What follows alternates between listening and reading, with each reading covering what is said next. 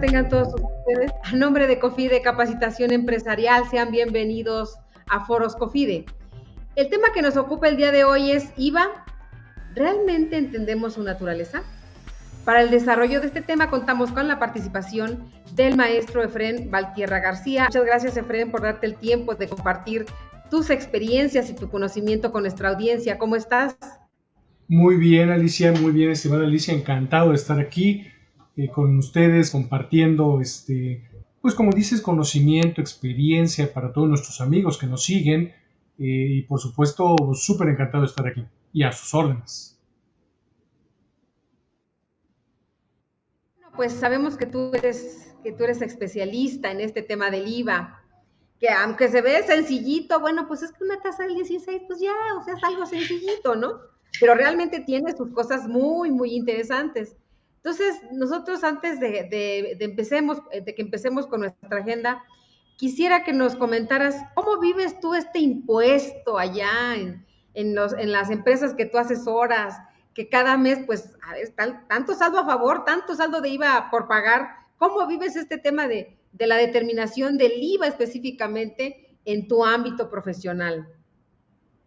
Claro, mira, como bien lo mencionas, tenemos esta concepción de ver al IVA como un impuesto secundario, como un impuesto ahí segundón, déjame decirlo así. Y principalmente muchos empresarios, muchas sociedades en México se enfocan en el impuesto sobre la renta, ¿no? En este asunto de, bueno, mis ingresos, mis deducciones, mi coeficiente de utilidad, otros regímenes y otras alternativas. Y de pronto suele pasar que nos concentramos tanto en ello que dejamos a un lado este impuesto tan importante, el IVA, que es un impuesto, como bien señalas, de carácter mensual. O sea, en el impuesto sobre la renta, pues tenemos ahí nuestros pagos provisionales y un impuesto anual. Pero en el caso del IVA estamos hablando de un impuesto mensual definitivo, que además tiene sus propias reglas, que no son las reglas del impuesto sobre la renta, cosa que es bien importante entender y dimensionar. Muchas veces escuchamos a colegas hablar de los ingresos para el IVA y resulta que el IVA no grava ingresos, ese no es el objetivo del IVA. De pronto en los flujos de efectivo de las empresas hay no pocos casos en que el empresario de pronto te dice, oye, pero si planeamos muy bien el impuesto sobre la renta y el coeficiente y esto y aquello, y de repente me dice el contador interno que hay tantos dineros por pagar, pues ¿de dónde salió? Pues acuérdese que hay un IVA, por ejemplo, ¿no? Y que la planeación sobre ese impuesto también es sumamente importante, porque al final del día es dinero, ¿no? Y ese dinero, pues mensualmente se tiene que estar pagando. Y mucha gente se gasta el IVA, es decir, cuando tú vendes algo, por ejemplo, querida Alicia, y dices, pues yo cobro 100 más IVA, de repente el empresario le da la idea de que como en su banco entraron no 100, sino 116, es decir, 100 más el IVA, pues de repente se da vuelo con los 16 y también se los gasta, cosa que no va por ahí el asunto, porque ese impuesto simplemente se traslada y no es tuyo, nunca fue tuyo, y de repente te lo gastas y cuando llega el 17 del mes siguiente ya no tienes de dónde sacar ese dinero. Todavía te quedas con ese IVA y que no lo pagas, ¿no? Entonces sí, como tú bien comentas, o sea, cuando luego entre empresarios se empiezan a comentar, no, pero es que es el IVA, a ver, momento, el IVA ni es de ustedes ni de nosotros, o sea, no, con el pues, ¿no? ¿Sí estás de Claro, acuerdo conmigo? claro, y El fíjate IVA que no lo debemos de contar más que para que nos ayude a financiarnos, pero esa con el IVA visión, no podemos. por supuesto, Alicia, fíjate que ese tocas un tema bien importante, esa visión de lo que realmente significa, en términos quizás de algunos días, un financiamiento. Déjame hacer una analogía. Es como si yo utilizo una tarjeta de crédito, pero aquí no se trata de que yo pago un mínimo después, aquí tengo que pagarlo todo. Entonces, de alguna manera sí puedo tocar ese IVA. Yo la recomendación que a mis clientes siempre les doy es, eh, tóquenlo en la menor medida posible bajo la idea de que ese dinero nada más se los están prestando de aquí al día 17 del mes que viene. Y es un préstamo que te hace el SAT. Y tomar dinero prestado del SAT puede ser muy arriesgado y además es muy caro. El SAT hoy día te cobra 1.5% más o menos de recargos más la actualización, que es la inflación que ahorita en este año probablemente lleguemos al 10%. Si le sumas es un financiamiento muy caro y además con el riesgo de que nunca en realidad te lo prestaron por las buenas. Tú lo tomaste un poco como por tus pistolas, perdón la expresión, y eso Claro, es un riesgo en los negocios, hay que tenerlo muy, muy claro. claro. Entonces, ni tuyo ni mío. Es del fisco, pues, ¿no? Y ya el fisco, Así pues, es. ya sabrá el caminito que le da esa contribución, ¿no? Pero ni tuyo ni mío, o sea, no te hagas ilusiones, pues, ¿no? Entonces, yo creo que partiendo de ese tenor, pues podríamos empezar nuestra agenda, ¿cómo ves? Claro que sí. Parece muy bien. Fíjate que antes de que entremos en materia, pues sí le queremos comentar aquí a nuestra audiencia estas sesiones de ustedes. Por favor, siéntanse con toda la confianza de hacer las preguntas que consideren convenientes, que traigan dudas del tema que estamos tratando el día de hoy, que justamente es del IVA, que Efren, pues seguramente nos apoyará con las respuestas. Pues bueno, mira, ¿qué te parece que empecemos con que nos comentes la importancia del IVA en México y recomendaciones de la OCDE al respecto? Fíjate, Alicia, que ese tema es muy interesante porque al final de cuentas define un poco lo que nosotros como país tenemos como política fiscal y nos da una idea de hacia dónde la política fiscal puede ir.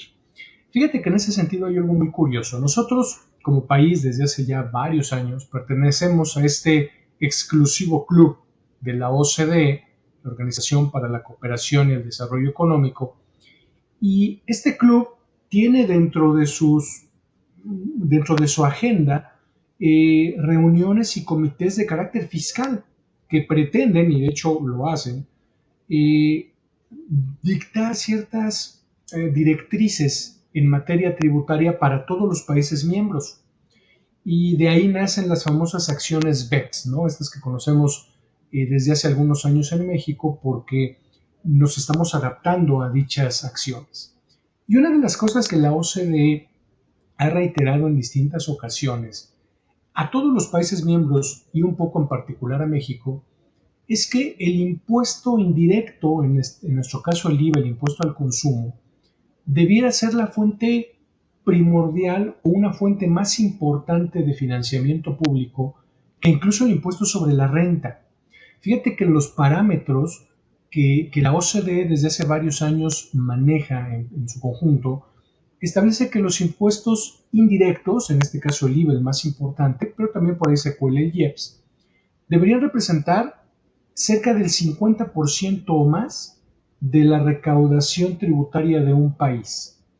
Y el impuesto, digamos, directo, con este caso el ISR, debería andar representando un 30% aproximadamente del presupuesto de todo el país, en términos generales, y el 20% restante repartido en otro tipo de contribuciones. Y en México estamos al revés, fíjate.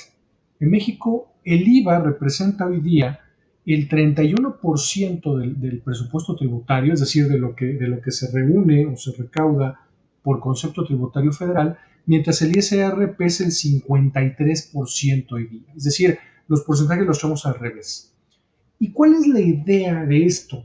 La OCDE ha manifestado en múltiples ocasiones el impuesto al consumo, señores dirigentes de los países, es mejor fortalecer ese impuesto al consumo porque es menos evadible y es un impuesto que de alguna manera refleja la capacidad de cada uno de sus ciudadanos y contribuyentes para pagar su impuesto. Porque fíjate, hay algo curioso y lo pongo como reflexión. El IVA es un impuesto de alguna manera muy democrático, porque imagínense todos esta pequeña analogía, y solo la pongo aquí, obviamente de esto hablamos muy, muy profundamente en los temas del seminario, pero pensemos por un momento que yo voy y compro una computadora para mí, y entonces ahí manifiesto mi capacidad económica porque tengo el dinero para comprarla y ahí pago el IVA, ¿de acuerdo? Y en la fila de atrás viene el empresario, uno de los empresarios más ricos del país, y dice, a mí deme una computadora, deme 1000 computadoras. Y él va a pagar el IVA en la misma medida en que lo pago yo como tasa, pero representado, obviamente multiplicado por 1000 veces, porque él tiene esa capacidad económica. Y ahí no importa, ahí en realidad no importa de dónde obtuve yo el ingreso para pagar mi computadora o de dónde él obtuvo el ingreso para pagar 1000 computadoras. Ahí lo que manifestamos es riqueza y en virtud de esa manifestación pagamos el IVA. A eso me refiero con que es un impuesto muy interesante en términos de capacidad económica, de lo que refleja. Y otra cosa que la OCDE nos ha criticado, y no somos el único país, lo aclaro, pero la OCDE nos ha criticado es, oye, eso de la tasa 0%, la verdad es que es un regalo para esos contribuyentes, es un bombón, porque a ellos resulta que no causan el IVA por sus actividades, pero el que ellos pagan, tú dejas que te inunden de devoluciones de saldo a favor. Y ese dinero al final lo pagamos todos.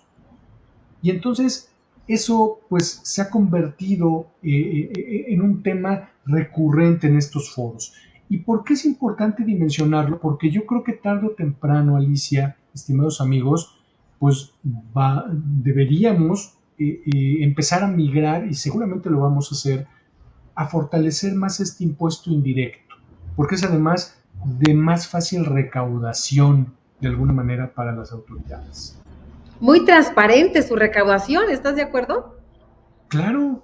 Traslado, lo acredito, una simple resta y la diferencia o la pagas o la tienes a favor. Nada que ver con el ISR, por ejemplo, ¿no? Claro, porque en el ISR te puedes colar desde estrategias chiquititas hasta las estrategias de las grandes transnacionales, ¿eh? Y ese es un problema que hoy día reconoce no solo nuestro país, sino la OCDE en general, es decir, tenemos un problema de evasión a altos niveles. Y mientras el impuesto sobre la renta sea el que más recaude, pues el desequilibrio presupuestal de los países pues tiende a estar en jaque en ese sentido, ¿no? Muy bien. Efren, hablabas tú de un 31% del 100% de los impuestos que se recaudan. Ese 31%, bueno, que no es tan bien visto, pues, ¿no? Que tendría que ser más o menos un 50% la recaudación del IVA, como un impuesto indirecto. ¿Hemos estado en alguna ocasión, en algún año, con esos porcentajes del 50% en México? ¿O siempre, siempre nos hemos manejado por estos porcentajes? Fíjate que no, Alicia, yo tengo ya en este tipo de cosas poquitos años, como 25. Unos 20, 25 años, ¿no? O sea que empecé como a los 12 más o menos, o 10, según las cuentas que me dan. Según la universidad, a qué hora terminaste, que si la primaria, etcétera, ¿no? Sí, bueno, sí, pero no hablemos de edades ahorita, por favor. Dejémoslo así. Ahora bien, en ese sentido, sí, desde que yo tengo memoria y estoy en estos temas metidos de revisión de todos los presupuestos, de reformas fiscales, etcétera, la ley de ingresos de la Federación siempre ha tenido más o menos estos parámetros. Se ha fortalecido la recaudación un poco en ambos impuestos, hablando de los dos principales, IVA e ISR, pero tradicionalmente el ISR es el que siempre ha pesado más. En el IVA en México tenemos un tema que viene ya desde hace muchos años, que ha consistido básicamente en una tasa general que ha ido variando un poco, tuvimos una tasa del 15, luego 16, etcétera, pero en México siempre hemos tenido un tema de una tasa 0% dirigida a cierto tipo de actividades agropecuarias, la industria de los alimentos, farmacéuticas, que por ser actividades que se han catalogado como sumamente importantes para el país, que lo son por supuesto, y dadas las crisis económicas que hemos tenido como país, de alguna manera se jugó con el IVA y esta tasa 0% como una estrategia para congelar precios. para que de alguna manera tú cuando vas y compras alimentos para tu consumo no tengan IVA y entonces no te salga más caro. Que cuando vas a la farmacia y compras medicinas de patente no tengan IVA y pues no te salga más caro. Y eso ha originado que este beneficio aparente para el consumidor se vuelva o se traslade o se trastoque en un beneficio que resulta de repente injustificado para las empresas que producen esos alimentos o producen, por ejemplo, esos medicamentos. Y eso ha originado que la recaudación en IVA sea tradicionalmente baja en el país. Y la OCDE ha puesto el dedo en la llaga. La OCDE ha dicho, ese esquema de tus tasas 0% México como que no te conviene presupuestalmente, porque el beneficio lo trasladas a unos cuantos, que son esas empresas, y si en lugar de hacer eso tú cobras IVA por alimentos o tú cobras IVA por farmacias, por productos farmacéuticos, por medicinas, y luego esa recaudación tú la redistribuyes a través de cierto tipo de subsidios muy dirigidos a la gente más desfavorecida socioeconómicamente, puedes al mismo tiempo de recaudar más, repartir de mejor manera. ¿Me explico? Y entonces esto pues ha originado, en respuesta muy concreta a tu pregunta, que tradicionalmente el IVA en México no dé ese paso adelante, no dé ese despunte para hacer un impuesto de mayor recaudación. Muy bien. Oye, Efren, y en comparación con otros países, ¿cómo andamos en tasa? Pues mira, hay de todo, ¿eh? Por ejemplo, una cosa que hoy día existe y que veremos a detalle en este seminario que COFIDE lleva para todos nuestros amigos en materia de IVA, donde repasamos todo, ¿eh? Repasamos desde los puntos que pudieran parecer más básicos, pero que nos ayudan a entender el impuesto, hasta los regímenes más especiales. Y desde hace unos años regresó, y digo regresó porque en su momento hubo una tasa especial para la región fronteriza durante muchos años, y en el 2019 regresó. Y esa tasa, por ejemplo, hoy día en la región fronteriza es del 8%. Y muchas personas, inclusive en clases, en mis alumnos en el posgrado, en la licenciatura, me dicen, oye, ¿y por qué el 8%? ¿De dónde se les ocurrió? Y entonces les digo, pues bueno, investiguen un poquito para que vean ustedes cuáles son las tasas de IVA en la región sur de Estados Unidos. Pues vean la tasa de IVA en California, vean la tasa de IVA en Texas, en los países, en los estados de la Unión Americana con los que colindamos, y se van a dar cuenta que se parece a ese 8%. ¿Y qué es lo que pasa? Que la tasa general de IVA para el país en comparación con Estados Unidos, por ejemplo, es alta. Y entonces nuestros amigos mexicanos que están en las regiones fronterizas norte, el que vive en Tijuana, por ejemplo, se da mucho, por ejemplo, el fenómeno de que la persona que vive en Tijuana dice, oye, pues yo mejor me cruzo la frontera y en lugar de que en México pago 100 más IVA, me cruzo la frontera y si el precio es bueno allá, pues pago en San Diego, por ejemplo, 100 más IVA, pero IVA de 8. Y entonces me ahorro 8 pesos. Para evitar ese tipo de fenómenos, las tasas fronterizas que desde hace tiempo se habían implementado, pero hubo un periodo durante el cual se quitaron, regresaron en 2019 a través de un decreto que por ahí analizaremos en el seminario, y en ese decreto nos dijeron del 2019 hagamos el experimento 2019 y 2020, y por ahí de 2020 nos dijeron nos gustó el experimento, que se quede la tasa de región fronteriza por lo menos hasta 2024. Entonces, ¿somos por lo menos caros en comparación con nuestro principal socio comercial? La respuesta es sí. Pero por eso esta tasa de región fronteriza pues viene de alguna manera a equilibrar un poquito las cosas, ¿no?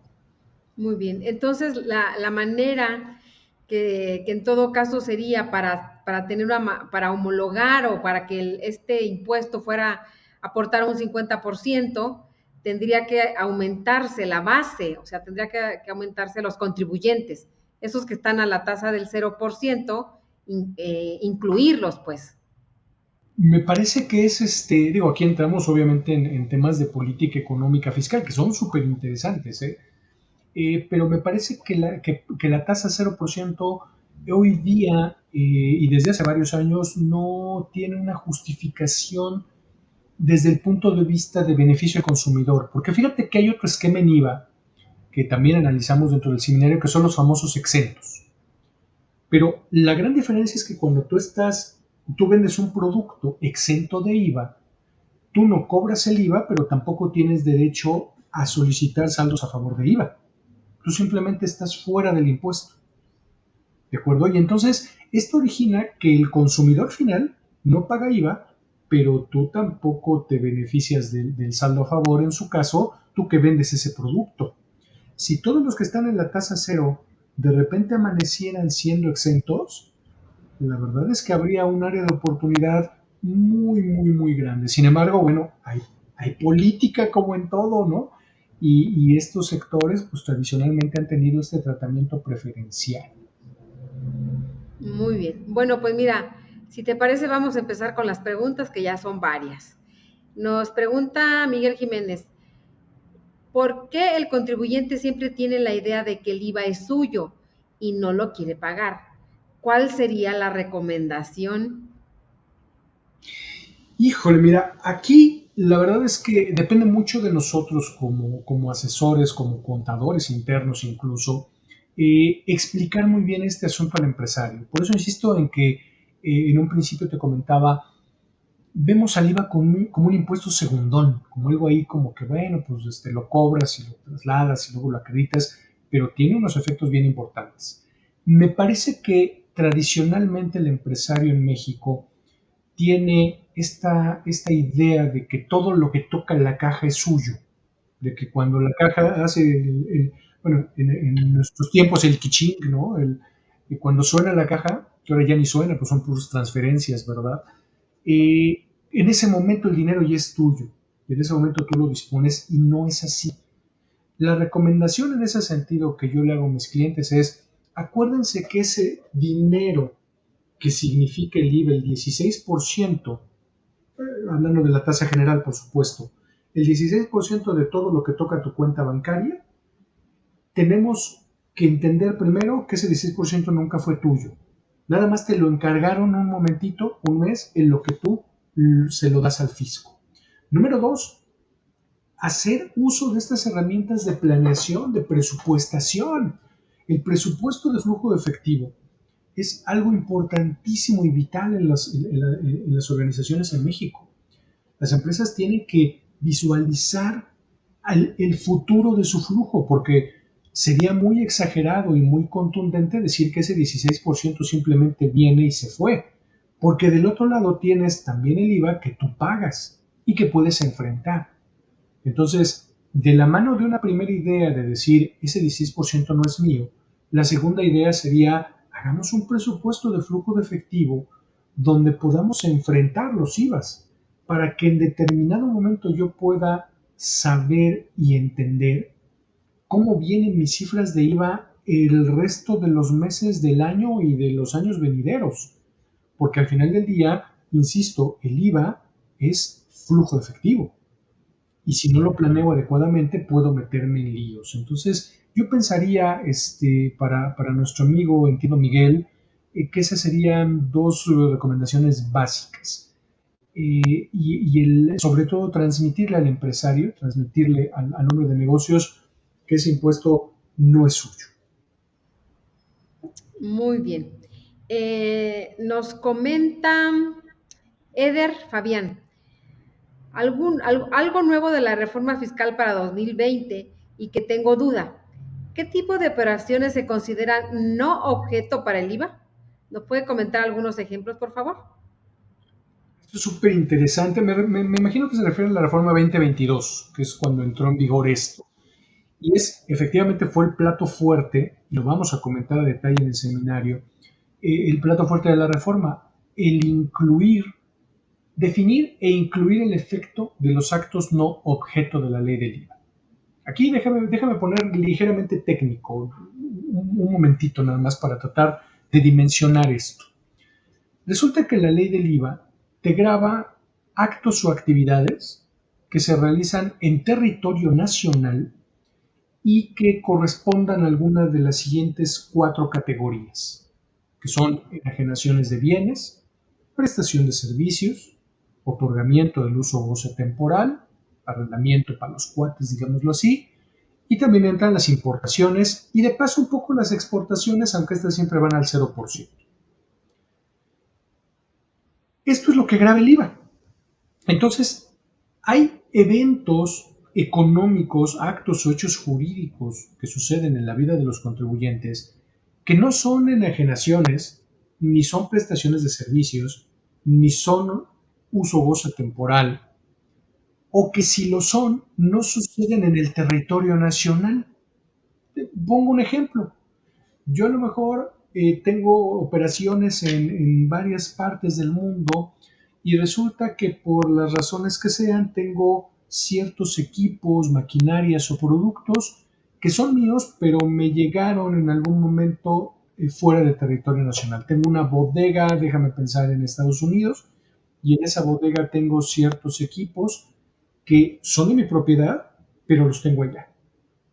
Y de repente llegas tú, Alicia, y me dices, oye, me interesa esa maquinaria, Efraín, y fíjate que yo también tengo operaciones en Estados Unidos. ¿Me las vendes y yo las voy a dejar de todos modos allá? Y a lo mejor decimos, sí, hagamos un acuerdo. Estamos en México, ¿eh? Somos residentes en México, contribuyentes en México, pero materialmente hablando, los equipos están en otro lugar geográfico. ¿La operación es una enajenación de mi parte hacia ti? Sí. En ese sentido tendría que tener un IVA, sí, por enajenación. Pero ¿qué crees? Que no está realizada en territorio nacional, sino que la realizamos fuera de. Ese es, por ejemplo, un acto no objeto de ley. Es decir, si bien se configura una enajenación, no se configura el resto del supuesto jurídico que es en territorio nacional. Y entonces eso se convierte en algo que no puede gravar la ley del IVA. Ahora, ¿cuál es la reforma? La reforma consiste en que los legisladores, a petición obviamente del SAT, incluyen dentro de la propia ley del IVA un artículo 4A, el 4A de la ley del IVA para 2022, que primero define qué es un acto no objeto de la ley del IVA en los términos prácticos que lo acabo yo de hacer.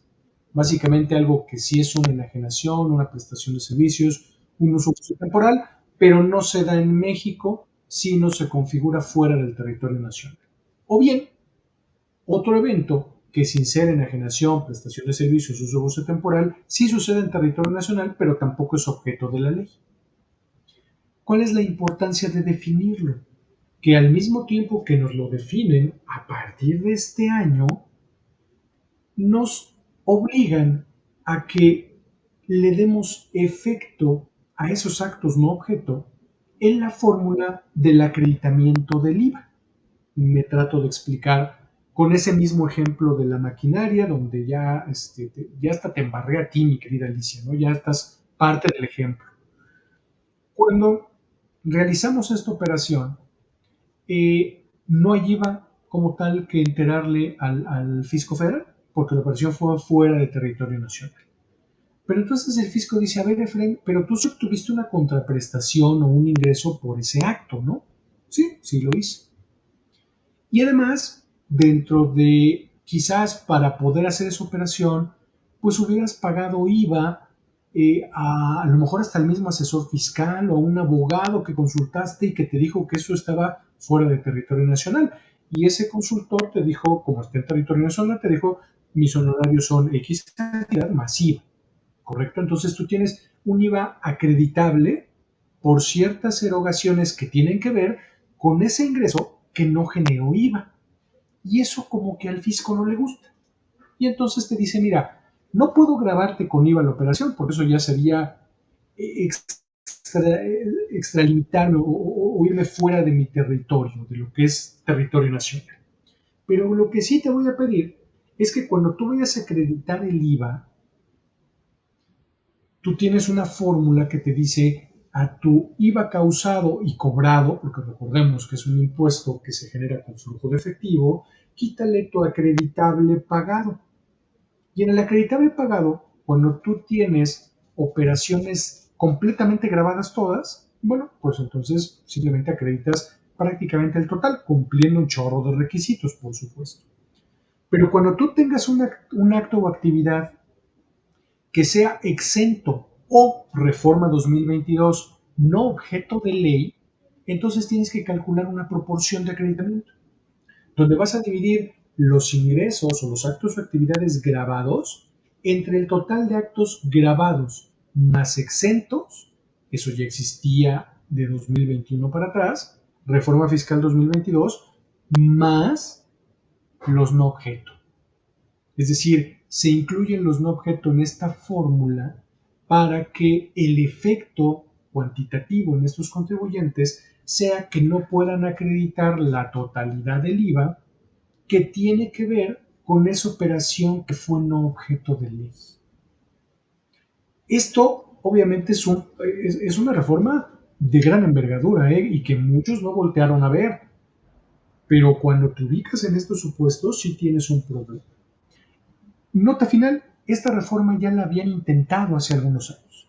Hace algunos años ya venía en el paquete económico, se analizó el paquete económico promovido por el Poder Ejecutivo y los legisladores dijeron no pasa. Sin embargo, lo desempolvaron de por ahí de los archivos del SAT y dijeron vamos a volver a meterlo en una de esas, ahorita ya pasa. ¿Y qué creen? Que sí pasó la reforma. Ese es, grosso modo, esto lo vemos, como insisto, en el curso a detalle, pero grosso modo es lo que está pasando y de lo que tenemos que tener cuidado el día de hoy con este asunto de los no objeto. Y que por mucho es una reforma, por supuesto, muy importante. Muy bien. Fíjate que nos comenta Carlos. ¿Usted cree que sea posible reducir el IVA, así como lo menciona en su publicidad uno de los partidos políticos? Híjole. ¿Qué tal? ¿Qué tal lo que te está preguntando, Carlos? ¿Qué tal? Pues miren, yo creo que obviamente con voluntad política muchas cosas pueden hacerse. Sin meternos demasiado en la política, pero sí en la política fiscal, creo que pudiéramos ser más competitivos con una tasa menor de IVA, que obviamente beneficia a la población principalmente, si todos contribuimos, que ese es un poco el fenómeno de la contribución en México. En México tenemos tasas impositivas relativamente altas, que no solo hablo de IVA, sino de impuestos sobre la renta, incluso me atrevo a hablar de ello.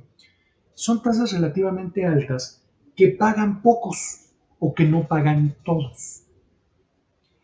Hay un dato que a mí siempre me ha parecido demoledor en ese sentido y que me parece que no ha cambiado gran cosa. No he vuelto a escuchar o a tener el dato muy fresco, pero unos meses antes de la pandemia, el INEGI señalaba que de cada 10 pesos que se mueven en la economía mexicana, 67 se mueven en la informalidad.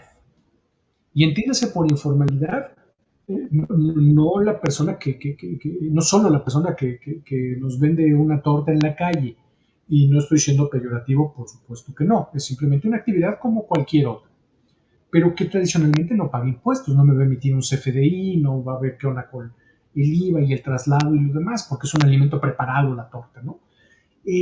Sino incluso de evasores de cuello blanco, digámoslo así, de todas estas esquemas agresivos, que ni siquiera deberíamos decirles estrategias, pero donde se maneja efectivo por muchos lados. Y el dato me parece muy importante. Solo el 33% aproximadamente de toda la economía en México está formalizada en el sentido de que contribuye al gasto público. Y entonces imagínate, estimado Carlos, Alicia, foro en general, pues si solo el 33% de todos los pesos que se mueven contribuyen, pues les tengo que poner tasas altas, porque si no, no hay manera de que me alcance, dice el gobierno federal. ¿Qué podemos hacer? Pues con tasas quizás un poco más competitivas, con específicamente hablando del IVA, la eliminación o bien la restricción muy fuerte de los esquemas que van al 0%, esto puede originar que si yo me quito como gobierno muchas devoluciones de IVA de encima y los pleitos que implican esas devoluciones además, porque no solo es devolver el dinero, sino si no lo devuelves, pues entonces vienen los pleitos, ¿no? Si yo me quito un poco de encima ese 0%, es probable que sí pueda dar lugar a que en lugar de que muy pocos contribuyan al 16, pues a lo mejor si hago que todos contribuyan al 12, y pongo el 12 como un número nada más al azar, por favor, pero puedo tener o lograr un equilibrio fiscal a nivel país que pueda corresponder al nivel actual o incluso mejorarlo, donde le estoy cobrando ya a todos y bajo la tasa.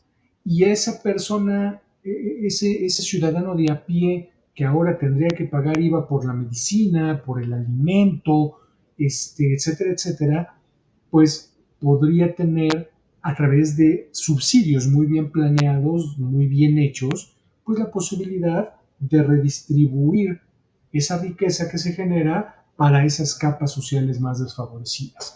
Me parece, Carlos, que en ese sentido es más una propaganda política, pero que bien hecha y bien planeada, creo que puede llevar a la conclusión de que se puede, se puede. Muy bien. Pues ahí está, Carlos. Nos pregunta Miguel Jiménez. En el caso de arrendamiento financiero de un equipo de transporte, ¿hasta qué monto se puede acreditar el IVA? Bueno, aquí entran en juego varios factores. Grosso modo y sin pretender, porque se nos puede ir los 20 minutos que nos queden en esta pregunta, y tendremos que tener obviamente muchísima más información para brindar una asesoría completita con todo lo que implica. Pero veamos los elementos principales. Número uno, el arrendamiento financiero es una forma de enajenación de bienes, es decir, no se trata propiamente de que yo voy pagando una renta poco a poco, sino de que yo adquiero los bienes, o sea, sí voy pagando la renta, pero los bienes ya son míos. Segundo elemento que necesitaríamos entender es de qué tipo de transporte hablamos, porque aquí entra en juego un punto interesante. En materia de IVA, si bien el IVA no es un impuesto que va ligado al impuesto sobre la renta siempre, sí hay ciertas correlaciones. Una de las correlaciones que me establece la ley del IVA es que cuando yo pretendo acreditar el IVA de una operación, obviamente aparte de tener un CFDI que esté pagada, es decir, que haya flujo de efectivo, aunque no necesariamente flujo, sí una contraprestación pagada o un acreedor satisfecho por la contraprestación, uno de los requisitos para acreditar el IVA es que sea deducible para ISR el gasto. Si hablamos de un arrendamiento financiero, por ejemplo, tenemos que voltear a ver si se trató de un automóvil, porque aquí hablamos de un vehículo de transporte. Si se trató de un automóvil, recordemos que los automóviles tienen cierto tope de deducibilidad en impuestos sobre la renta. 175,000 pesos máximo si son automóviles de combustión interna y hasta 250,000 si el automóvil es amigable con el ambiente.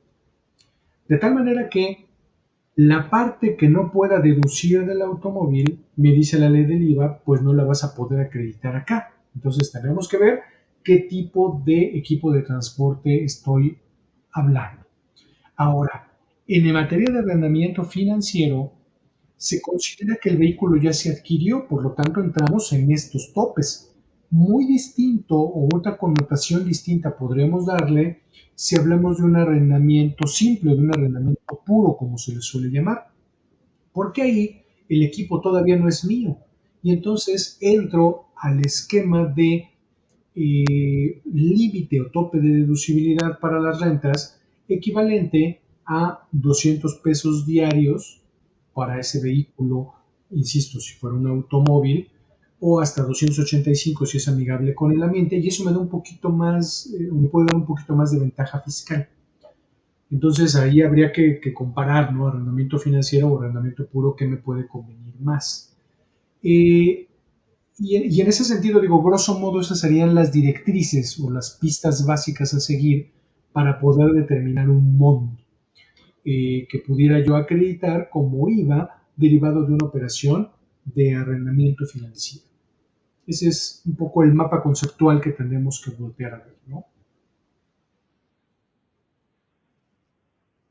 Alejandro López, el IVA no se puede planear porque tenemos gastos con tasa IVA como la nómina y la seguridad social. Sí, el IVA se puede planear y eso es un poco lo que platicábamos, Alicia. De repente tenemos esa idea de que el ISR es el que puedo planear y no, también el IVA. ¿Qué tengo que hacer? Mira, el IVA es un impuesto que se mueve con los flujos de efectivo en términos muy generales.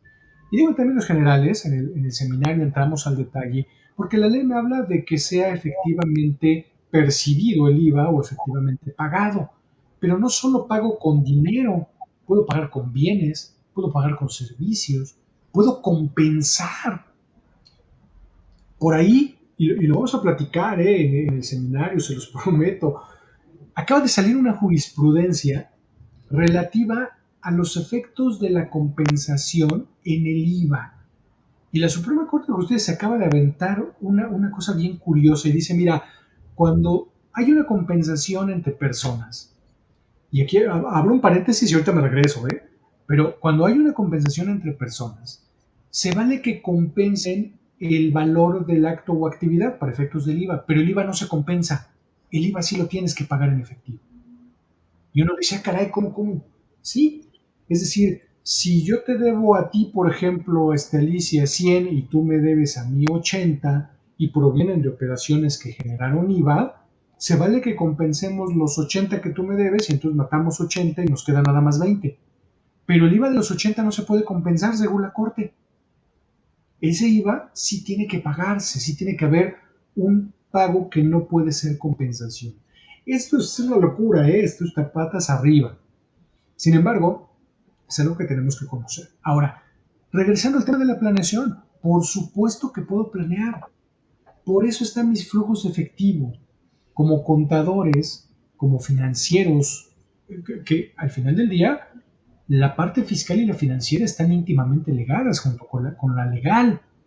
A mí me encantaba una materia que yo tuve oportunidad de cursar en el posgrado de la UNAM y que después tuve la fortuna de impartir, que es una materia muy bonita desde el nombre, se llama Integración Fiscal, Legal y Financiera. Y esto es precisamente de lo que se trata y que lo podemos hacer con cualquier impuesto, incluyendo el IVA.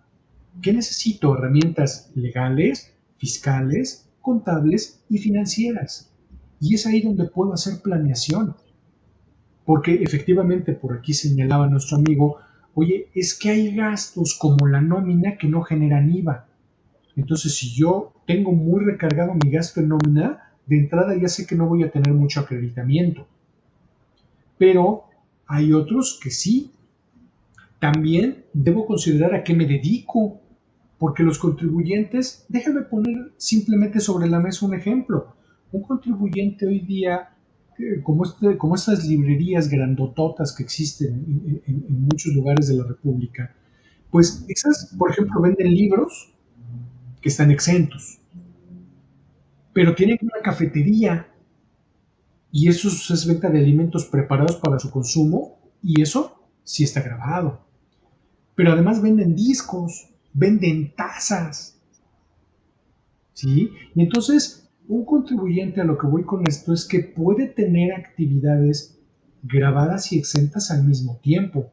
Pensemos en una que no cobra IVA por las colegiaturas, pero sí por el curso de verano, sí por la venta de útiles escolares, hablo de una escuela privada, por ejemplo, que también tiene una cafetería, que también transporta alumnos, y entonces todo esto lo que tenemos que hacer conciencia como contadores, como asesores, es precisamente de analizar al paciente. Yo de repente suelo utilizar esta frase con mis alumnos, con tanto de posgrado, licenciatura, con los participantes en los cursos. Nosotros somos una especie de doctor. O sea, cuando a ti te duele algo, tú como contribuyente puedes decir, yo me tomo, como paciente yo me tomo una aspirina y ya no fui al doctor. Pero quizás esa aspirina nada más te aliviana un poquito el dolor, pero no te quitó lo que realmente tienes. Y cuando vas al doctor le tienes que contar la historia. Y tienes que decirle, bueno, es que me duele la cabeza, pero usted debe saber que soy diabético o que tengo estos antecedentes. Con nosotros es algo muy similar, Alicia. Nosotros, yo a mis clientes les bromeo, yo necesito saber más de ti que tú mismo. ¿Por qué? Porque de esa manera yo te puedo ofrecer un servicio más integral. Entonces, regresando al cuestionamiento, oye, ¿puedo planear el IVA? Por supuesto que se puede planear, pero ¿qué necesito? Herramientas fiscales, legales, es decir, técnicas, que por supuesto en el seminario que aquí en COFIDE impartimos se ven a profundidad, herramientas financieras y el conocimiento del cliente. Si yo tengo eso, puedo hacer planeación sin lugar a dudas. Muy bien. Nos comenta Beatriz Cruz. En el caso de honorarios médicos, estos están exentos de IVA. Sin embargo, si un médico es invitado para dar una plática en una empresa, ¿estaría grabado esto para actos por IVA? Claro, es una pregunta muy interesante que va de la mano con lo que decía hace ratito. De repente nos podemos quitar una cachucha y poner otra. Efectivamente, lo que exenta, y aquí es lo importante de entender que el IVA es un impuesto separado del ISR. Porque en el ISR, esa persona, ese doctor, fíjense, tiene ingresos por su consulta médica y por el curso o plática que dio. Y esos dos ingresos, un congreso, y esos dos ingresos van directitos a su actividad profesional, impuesto sobre la renta, título cuarto, capítulo segundo, perdón, y en alguna de las secciones que lo pueda acomodar. Pero en IVA tiene efectos distintos. Porque en IVA lo que está exento es el acto o actividad del servicio médico, de la consulta. Ese sí está exento. Pero en el momento en el que ese médico se quitó la cachucha del doctor que da consulta y se puso la cachucha del instructor o del congresista o del ponente, en ese momento ya no está dando consulta. En ese momento está prestando un servicio profesional independiente que no está exento o no goza de la exención o del mismo tratamiento que su consulta médica. Entonces, ¿qué tengo? Actos grabados y actos exentos en una misma persona. Muy bien. ¿No? Sí, muy bien. Miguel Jiménez nos pregunta, ¿existen casos en que se pueda compensar el IVA o se debe acreditar?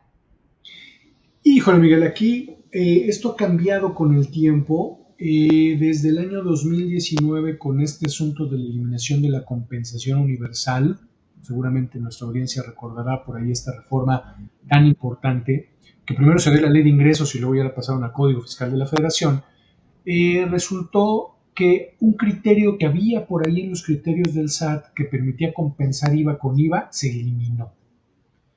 De tal manera que hoy día la postura del SAT en este tipo de situaciones es, usted tiene un mecanismo para enfrentar el IVA con el IVA y se llama acreditamiento. Y punto. La compensación dejó de existir. De IVA contra otros impuestos o de IVA contra IVA incluso. Hoy día la autoridad no lo está aceptando y lamentablemente no tenemos hasta el día de hoy, que yo sepa, precedentes judiciales que pudieran soliviantarnos el proceso o el camino para hacer esta compensación. Entonces, hablando de IVA, me queda o acreditarlo o solicitar su devolución con todos los bemoles que existen al respecto. Pero compensación, lamentablemente, ya no es un camino viable en este momento. Muy bien. José María Ruiz nos pregunta, en la plataforma de pagos, para actividades exentas no permite manejar el IVA como gasto. ¿Cómo lo podemos integrar como gasto? Es un tema bien importante este de las plataformas, porque fíjense que lamentablemente sufrimos de ese problema. Aquí se legisla a nivel informático, porque la ley dice una cosa, los reglamentos, etcétera, dicen otra, y cuando llegas al bendito aplicativo y no te deja hacerlo, entonces resulta que el que te está terminando de legislar es el aplicativo. Ahora, ¿a qué se refiere nuestro amigo con esta pregunta? Seguramente, bueno, cuando yo no tengo derecho a acreditar el IVA, porque no estoy ejerciendo o haciendo un acto exento, por ejemplo, pensando en este doctor que solo da consulta médica, el IVA que a ese doctor le trasladan por la renta de su consultorio, el contador, etcétera, etcétera, ese IVA forma parte de su gasto, ¿de acuerdo? Porque no lo puede acreditar. Entonces, la ley del impuesto sobre la renta me dice es parte de la deducción. Ahora, el problema es la precarga de esos FDIs, porque cuando esos FDIs se precargan en la plataforma en automático me pone cuál es el importe del CFDI antes de impuestos. Entonces me dice, tu deducción debería ser esta. ¿Dónde puedo hacerlo? Al principio tuvimos este problema de que no permitía la plataforma agregar o quitar o agregar otro tipo de conceptos. Hoy día, desde hace varios meses, en las plataformas tenemos renglones donde podemos agregar deducciones o agregar ingresos que no están respaldados en sentido estricto en el CFDI. Y aquí hay una contradicción porque me dirán, oye, es que eso sí está en el CFDI. Sí, pero no forma parte del gasto de alguna manera que se precargó. Y entonces en estos renglones es donde podríamos llegar a ajustar esto. Lamentablemente esto nos orilla a que, pues bueno, vamos a tener que tener un papel de trabajo, presentar a lo mejor un caso de aclaración en la propia página del SAT diciéndole, oye, yo tengo este derecho, no vi dónde ponerlo y te aviso que te lo puse aquí. A efectos de cuadrar, valga la expresión, o de ajustar el deber ser, lo que la ley me da derecho. Aunque tu aplicativo, querido SAT, no me haya permitido ponerlo en primera instancia, donde en principio debería ir. Eso es a lo que hemos llegado en ese sentido. Muy bien. Oye, pues mira, nos comenta Esmeralda. Espérame, porque ya se me perdió el comentario de Esmeralda. Bueno, en lo que lo encuentro. Eh, nos comenta Cecilia, una sociedad no lucrativa cobra cuotas a sus asociados. ¿Esas cuotas son exentas o no objeto de IVA? Además, presta servicios de capacitación. ¿Este otro servicio debe de ser grabado? Ok, aquí es muy interesante el tema por dos cosas. Déjame ir un pasito para atrás. El pasito para atrás es el siguiente. Nos habla de una sociedad no lucrativa, Cecilia. Y cuando hablamos de sociedades no lucrativas, generalmente son los llamados no contribuyentes. Pero esos no contribuyentes son no contribuyentes en ISR. Pero para la ley del IVA son contribuyentes. Sí se ubican en los supuestos de contribuir. Entonces aquí hay un paradigma importante. Ser no contribuyente donataria autorizada a lo mejor para efectos de ISR no significa que no contribuyas en IVA, porque el IVA es un impuesto aparte. Ahora, esas sociedades, derivado de la reforma fiscal, si no me recuerdo, creo que fue la 2019 o quizás la 18, se agregaron ciertos supuestos para establecer que ciertas prestaciones de servicios, si provienen de una sociedad no lucrativa, pues se van exentas, ¿de acuerdo? Aquí es muy importante entender, estimada Cecilia, la diferencia, porque no es lo mismo exento que no objeto. Para efectos del acreditamiento con la reforma fiscal 2022, que arrancamos, fue parte hace rato de lo que platicábamos, pues sí tenemos un efecto que al final del día me va a pegar en el factor de acreditamiento. Pero lo primero que tengo que buscar es si me ubico en ese supuesto. Ahora, una cosa son las cuotas de recuperación y otra cosa son servicios que no se ubiquen en esos supuestos. Porque estas sociedades pueden, insisto, contribuir en materia de IVA por otro tipo de supuestos. Por aquí Cecilia decía, oye, si realizo una prestación de servicios que sí esté grabada, pues entonces tengo que darle los efectos del gravamen. Esa misma sociedad a lo mejor puede ser que de repente vende una propiedad, puede ser un inmueble o un mueble que no sea una casa habitación o que sean bienes muebles que no son usados sino nuevos, y entonces se puede ubicar en el supuesto también de contribuir. Aquí lo importante es entender los fundamentos del IVA, que precisamente para eso está diseñado nuestro seminario, para entender técnicamente hablando cómo se come este impuesto, para después aterrizarlo específicamente en las situaciones particulares de nuestros clientes o de nuestras empresas. Entonces, en particular ahí, Cecilia, si la respuesta es en principio está exento, por ser un no lucrativo de acuerdo a esta reforma de la que platico, pero si yo hago otra cosa que no sea esa cuota de recuperación o recibir esa cuota de recuperación, muy probablemente sí esté enfrentando a un ingreso o a un acto o actividad grave. Muy bien. Pues Efren nos está comentando Esmeralda. ¿Cuál es el seminario que imparte, maestro? Me interesa, me está gustando mucho cómo explica. Muy bien, pues encantado de la vida y qué bueno. Le vamos a Sí, poner palomita y un punto extra, ¿eh?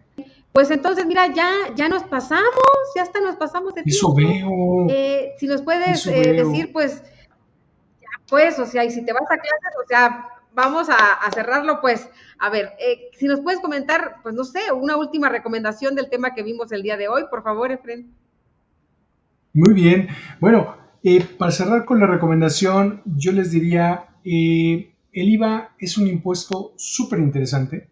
Es un impuesto que no debemos confundir las reglas que conocemos en ISR con las reglas de IVA, porque son distintas. Es un impuesto que se puede planear. Por ahí hubo la pregunta y me gustó mucho. ¿Se puede planear el IVA? Por supuesto que sí. Esa creo que es la gran enseñanza que deberíamos sacar en principio de esta charla y por supuesto del seminario. El seminario que de veras va a estar muy padrísimo. Qué bueno que tengas estas ofertas, Alicia, para nuestros amigos, porque es un impuesto sumamente importante para el buen funcionamiento de las sociedades. Y conocer su tratamiento, por supuesto, porque si yo hago mal las cosas, hay un principio que es aplicable en derecho fiscal, que es el de autodeterminación del impuesto. ¿Qué quiere decir? Que el fisco pone la ley por ahí, con apoyo del legislativo, y nos dicen, ahí está la ley, estúdiale, porque usted se la debe de saber para cumplir con sus obligaciones. Y si usted hace mal las cosas por desconocimiento de la ley, ese no es mi problema, nos dice la autoridad fiscal, ese es problema de usted. Póngase a estudiar, Entonces, póngase a estudiar, váyase al póngase a seminario de tomar IVA y cursos, póngase a estudiar. capacítese, por favor. Pues muchas gracias, no nos resta más que agradecerte a ti y por supuesto a toda nuestra audiencia que nos sigue. Recuerden que todos los martes de 5 a 6 de la tarde. Y bueno, nuevamente muchas gracias y que tengan todos ustedes una muy buena tarde. Hasta luego. Buena tarde. Encantado, Alicia, gracias.